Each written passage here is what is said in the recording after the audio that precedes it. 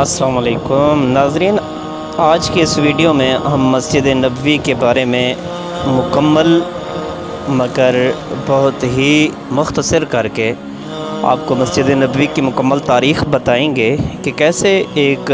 پتھروں اور مٹی کی بنی ایک کمرے کی مسجد آج دنیا کی جدید ترین مسجد بن گئی ہے۔ اور آج یہ مسجد نبوی مسجد حرام کے بعد دنیا بھر میں مسلمانوں کی یہ دوسری بڑی مسجد ہے۔ اس ویڈیو میں مسجد نبوی کی بنیاد سے لے کر آج تک مسجد نبوی کی جتنی بھی مرتبہ توسیع ہوئی، ترقیاتی کام ہوئے، جن مسلمان حکومتوں، مسلمان بادشاہوں کے دور میں اس کی تعمیر ہوئی، توسیع ہوئی، اس کو بڑھایا گیا، ان سب کی انشاءاللہ آپ کو تفصیل بتائیں گے، ایک مختصر کر کے، بہت ہی شارٹ کر کے۔ تو انشاءاللہ دیکھتے رہیے ویڈیو، اور بہت ہی انفارمیٹیو ویڈیو ہوگی، آپ کو انشاءاللہ بہت معلومات ہوگی اس ویڈیو میں۔ تو اللہ تبارک و تعالی آپ تمام مسلمانوں کے لیے آسانیاں پیدا فرمائے۔ مدینہ کی مسجد نبوی ہم مسلمانوں کا یہ دوسرا مقدس ترین مقام ہے۔ یہاں ایک نماز کا ثواب مسجد الحرام کے علاوہ مسجد حرام جو خانہ کعبہ ہے، مسجد حرام اسی کو کہتے ہیں، جو وہاں کی مسجد ہے، جو بیت اللہ ہے، خانہ کعبہ وہاں کی مسجد ہے، اس کو مسجد حرام کہتے ہیں۔ اس کے علاوہ باقی تمام دنیا کی جو بھی مساجد ہیں، ان سب سے 1000 گنا اور 50,000 گنا زیادہ اس مسجد میں نماز پڑھنے کا ثواب ہے۔ مدینہ میں مسجد قباء کے بعد تعمیر کی جانے والی یہ دوسری مسجد ہے۔ جب حضور صلی اللہ تعالیٰ علیہ وسلم ہجرت فرما کے مدینہ منورہ تشریف لائے تو سب سے پہلے جو مسجد تعمیر کی گئی، اور جس کو اسلام کی سب سے پہلی مسجد ہونے کا شرف بھی حاصل ہے، وہ مسجد قباء ہے، جس کی بنیاد حضور صلی اللہ تعالیٰ علیہ وسلم نے اپنے ہاتھوں مبارک سے رکھی تھی، اور اس کے بعد پھر یہ مسجد بنائی گئی تھی مسجد نبوی۔ اس کی بنیاد بھی حضور صلی اللہ تعالیٰ علیہ وسلم نے اپنے مبارک ہاتھوں سے رکھی تھی۔ حدیث پاک میں آتا ہے کہ آقا کریم صلی اللہ تعالیٰ علیہ وسلم نے فرمایا کہ ما بین بیتی و منبری روضۃ من ریاض الجنہ، میرے گھر اور میرے منبر کے درمیان جو جگہ ہے مسجد نبوی میں، روضۃ من ریاض الجنہ، وہ جنت کی زمینوں میں سے ایک زمین کا ٹکڑا ہے۔ آج یہ مسجد مدینہ منورہ کا جو شہر ہوتا تھا اس ٹائم، اس وقت جو شہر تھا مدینہ منورہ کا، اس کے حدود سے بھی یہ مسجد باہر نکل چکی ہے، مطلب اتنی وسیع ہو چکی ہے یہ مسجد کہ جو اس وقت مدینہ کا شہر تھا، اس سارے شہر کی جو جگہ تھی، اس ساری جگہ پہ آج یہ مسجد نبوی تعمیر ہو چکی ہے۔ آج اس مسجد میں اسلام کے ابتدائی دور کی ہزاروں نشانیاں موجود ہیں۔ حضرت اما عائشہ رضی اللہ تعالی عنہ کا گھر مبارک، حضرت ایوب انصاری رضی اللہ تعالی عنہ کا گھر مبارک، حضرت عثمان بن عفان رضی اللہ تعالی عنہ کا گھر مبارک، حضرت ابو بکر صدیق رضی اللہ تعالی عنہ کا گھر مبارک، وہ سب جو ہے نا اس مسجد میں ضم ہو چکے ہیں۔ سلطان غالب الکویتی اپنی کتاب میں لکھتا ہے کہ 1909 میں جزیرہ نما عرب میں مسجد نبوی وہ واحد عمارت تھی جہاں پر روشنی کے لیے بجلی کا استعمال کیا جاتا تھا۔ یہ مسجد اب پہلے دور سے کئی 100 گنا بڑی بنا دی گئی ہے۔ اس مسجد میں دنیا کا دوسرا ساؤنڈ سسٹم اس وقت چل رہا ہے۔ اس سے بڑا سسٹم مکہ المکرمہ میں موجود ہے۔ مکہ المکرمہ میں دنیا کا سب سے بڑا جو ساؤنڈ سسٹم ہے وہ مکہ المکرمہ میں ہے، اور جو دوسرا ساؤنڈ سسٹم ہے اس وقت وہ مسجد نبوی میں ہے۔ اس مسجد کی وسیع چھت کے نیچے 10 لاکھ لوگ ایک وقت میں نماز ادا کر سکتے ہیں، جبکہ مسجد نبوی کے صحن میں نصب کی گئی 250 بڑی چھتریوں کے نیچے 8 لاکھ لوگ ایک وقت میں نماز ادا کر سکتے ہیں۔ اس مسجد کی نگرانی شاہی خاندان کی اپنی نگرانی میں ہے، جو خود کو خادم الحرمین شریفین کہلواتے ہیں، مطلب حرمین، دونوں حرم، خانہ کعبہ اور مسجد نبوی، یہ دونوں حرمین خادم الحرمین شریفین، یہ جو یہاں کے ولی عہد ہیں، جو یہاں کے بادشاہ ہیں، مطلب یہ ان کی نگرانی میں یہ جو دونوں حرم ہیں یہ انہی کے نگرانی میں چلتے ہیں یہ۔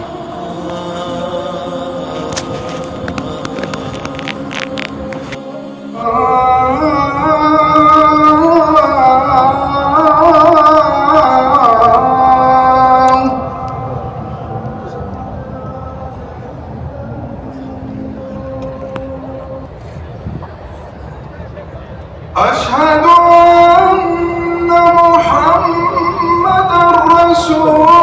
الله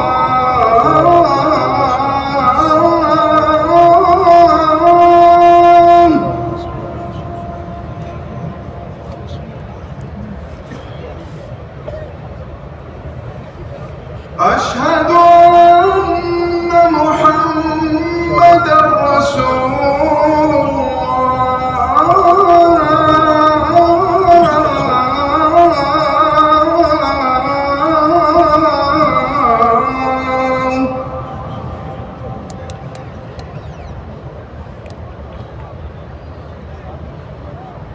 حي على الصلاة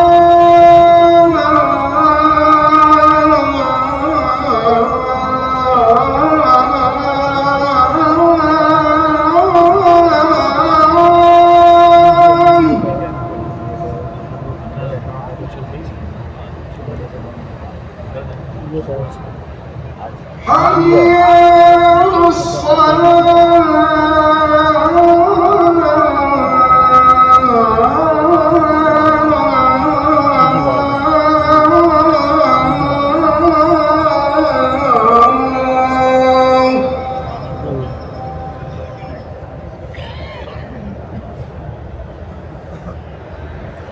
حي على الفلاح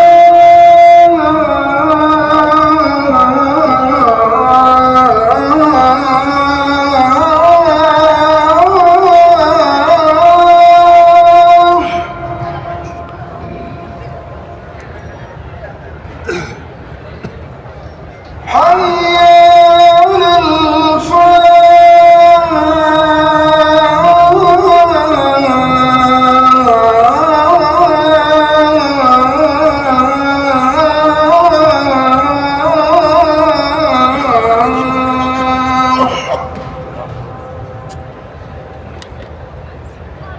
الله أكبر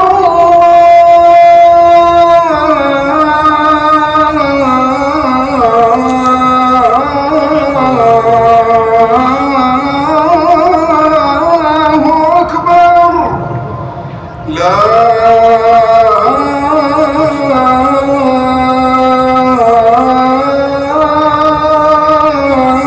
إله إلا الله۔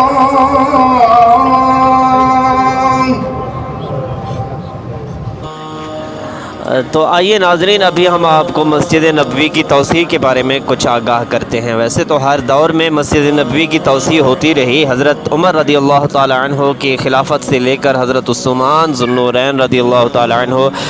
اور ان کے بعد جو بھی خلافتیں اور بادشاہتیں آتی رہی، خلافت عباسیہ تک اور خلافت عثمانیہ تک، یہاں تک کہ ابھی جو دور حکومت چل رہا ہے سعودی عرب کا، اس دور میں بھی مسجد نبوی کی 2 مرتبہ توسیع ہو چکی ہے، اور اس وقت لاکھوں مربع میٹر پہ جو ہے نا اس کا رقبہ، مسجد نبوی کا رقبہ پہنچ چکا ہے۔ ہر دور میں تو توسیع ہوئی، لیکن جو توسیع خلافت عثمانیہ میں ہوئی اس مسجد کی، مسجد نبوی کی، اس کے بارے میں ہم آپ کو تھوڑا سا بتاتے ہیں کہ وہ ایک محبت اور عقیدت کی ایک مثال ہے، ایک داستان جو ہے نا، اس کے بارے میں ابھی آپ کو ہم انشاءاللہ تبارک و تعالی بتاتے ہیں کچھ۔ ناظرین کرام، یوں تو لوگ تاج محل کو محبت کی ایک علامت جو ہے نا جانتے ہیں، مطلب یہ ایک جو تاج محل بنایا گیا، اس کے بارے میں ایک مشہوری بنائی گئی کہ یہ کسی کی محبت میں بنایا گیا، لیکن اصل محبت جو خلافت عثمانیہ میں سلطان عبدالحمید نے محبت دکھائی، اس کے بارے میں آپ کو بتاتے ہیں۔ ترکوں نے جب مسجد نبوی کی توسیع کا ارادہ کیا تو انہوں نے اپنی وسیع و عریض سلطنت میں اعلان کروایا۔ بہت ہی کافی ساری دنیا میں خلافت عثمانیہ کا اقتدار آ چکا تھا، آدھی دنیا کے قریب انہوں نے فتح کر لیا۔ اپنی وسیع و عریض حکومت میں اقتدار، جہاں تک سلطنت میں جہاں تک ان کی سلطنت تھی، اقتدار تھا، وہاں اعلان کروایا کہ عمارت سازی کے ماہرین، جو فنون کے ماہرین ہیں، حکومت کو وہ درکار ہے۔ اعلان ہونے کی دیر تھی اور عوام تک یہ اعلان پہنچنے کی دیر تھی کہ بہت سی تعداد میں لوگوں نے وہاں اپنی جو ہے نا خدمات پیش کی، حکومت کی طرف پہنچ گئے۔ تمام جو اس فنون کے ماہر تھے، ہر علم کے جو ہے نا، جو مطلب عمارت سازی میں جو بھی عمارت سازی کرنے والے لوگ تھے، فنون کے ماہر تھے، جو وہ حکومت کے پاس پہنچ گئے اور اپنی خدمات دکھائیں۔ اس کے بعد سلطان عبدالحمید کے حکم سے استنبول کے باہر ایک نیا شہر بسایا گیا، جس شہر میں اطراف عالم سے آنے والے ان ماہرین کو الگ الگ محلوں میں رہنے کا کہا گیا، مطلب ان کو ایک الگ الگ محل دے دیا گیا۔ اس کے بعد عقیدت اور حیرت کا ایک ایسا باب شروع ہوا جس کی نظیر ملنا مشکل ہے۔ خلیفہ وقت، جو اس وقت دنیا کا سب سے بڑا فرما روا تھا، وہ خود چل کے اس نئے شہر میں آیا اور ہر شعبے کے ماہر کو تاکید کی کہ وہ اپنے ذہین ترین بچے کو اپنا فن اس طرح سکھائے کہ اسے یکتا اور بے مثال کر دے۔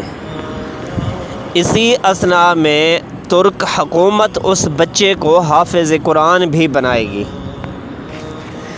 دنیا کی تاریخ کا یہ عجیب و غریب منصوبہ کئی سالوں تک چلتا رہا۔ 25 سال بعد نوجوانوں کی ایک ایسی جماعت تیار ہوئی جو نہ صرف اپنے شعبے میں یکتا روزگار تھے، بلکہ ہر شخص حافظ قرآن اور باعمل مسلمان بھی تھا۔ یہ لگ بھگ 500 افراد تھے۔ یہ جماعت جو تیار کی گئی 25 سالوں میں، ایک نئی جماعت جو تیار کی گئی، تقریباً ان کی تعداد 500 کے قریب تھی۔ ان 25 سالوں کے درمیان جو ترک حکومت نے جو یہ کام، مطلب ایک نیو شہر بنا کے ایک نیا پروجیکٹ کہہ لیں کہ ایک نیا منصوبہ شروع کیا کہ ایک نئی جماعت تیار کرنی ہے، اس جماعت کی تیاری پہ ان لوگوں کو لگا دیا، اور دوسری طرف اپنی وسیع ترین سلطنت میں جو ہے نا اپنے قیمتی ترین جو پتھر، پہاڑ توڑے، پتھر جو ان کے سنگ مرمر کے، اور جو مطلب کہ قیمتی پتھر جو انہوں نے ڈھونڈنے پہ، اور جماعت ایک جنگلوں سے پختہ اور عمدہ لکڑیاں کاٹی گئیں، اور شیشے جو ہے نا وہ مدینہ منورہ تک پہنچائے گئے۔ یعنی کہ انہوں نے یہ منصوبہ جو ان کے دماغ میں تھا کہ اس دور میں یہ 500 لوگوں کی جماعت تیار ہونی ہے، تو اس دوران انہوں نے اپنے یہ عمل جاری رکھے کہ جنگلوں سے عمدہ لکڑیاں تلاش کیں، عمدہ پتھر تلاش کیے، اور شیشے کی جو ہے نا یہ دھاتیں وغیرہ یہ مدینہ منورہ تک پہنچاتے رہے۔ یہ مطلب انہوں نے اپنا یہ کام جاری رکھا۔ ادب کا یہ عالم تھا کہ حضور نبی کریم صلی اللہ تعالیٰ علیہ وسلم سے روضہ مبارک سے بھی کافی دور ایک بستی بسائی گئی، جس میں یہ سامان رکھا گیا۔ یہ سارا سامان جو پتھر، لکڑیاں اور شیشے وغیرہ، اور مطلب تعمیر کے لیے جو بھی سامان ضرورت تھا اس وقت، اس کو علیحدہ باقاعدہ ایک علیحدہ بستی بنائی گئی حضور صلی اللہ تعالیٰ علیہ وسلم کے روضہ مبارک سے کافی دور، تاکہ تعمیر کے وقت نبی کریم صلی اللہ تعالیٰ علیہ وسلم کے روضہ مبارک پہ کوئی بے ادبی نہ ہو۔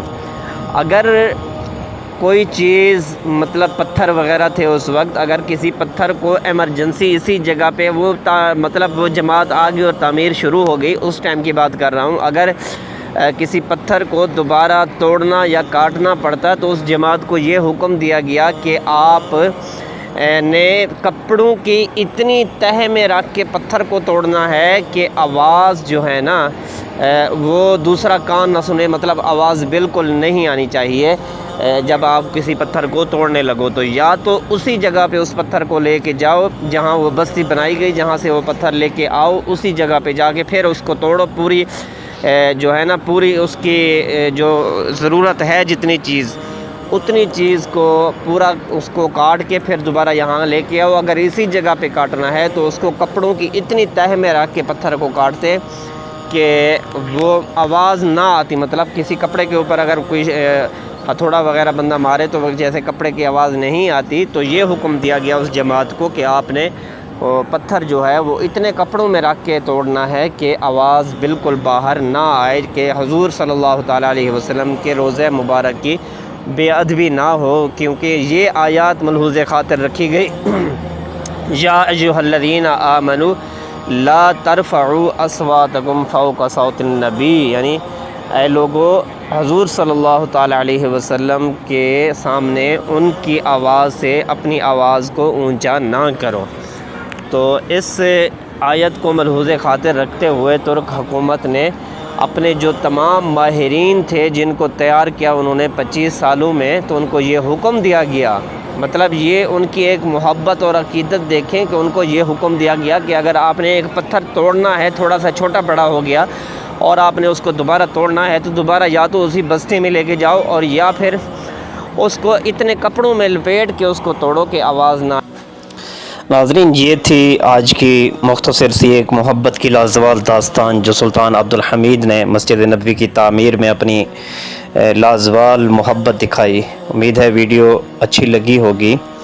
اور اس کی لازوال ایک داستان محبت بھری سن کے آپ کو اچھا لگا ہوگا۔ اگر ویڈیو اچھی لگی ہو تو لائک اور کامنٹ ضرور کر دیا کریں تاکہ یہ ویڈیو آگے اور مسلمانوں تک پہنچ سکے۔ تو آج کی ویڈیو میں اتنا ہی، ملتے ہیں انشاءاللہ اگلی ویڈیو میں۔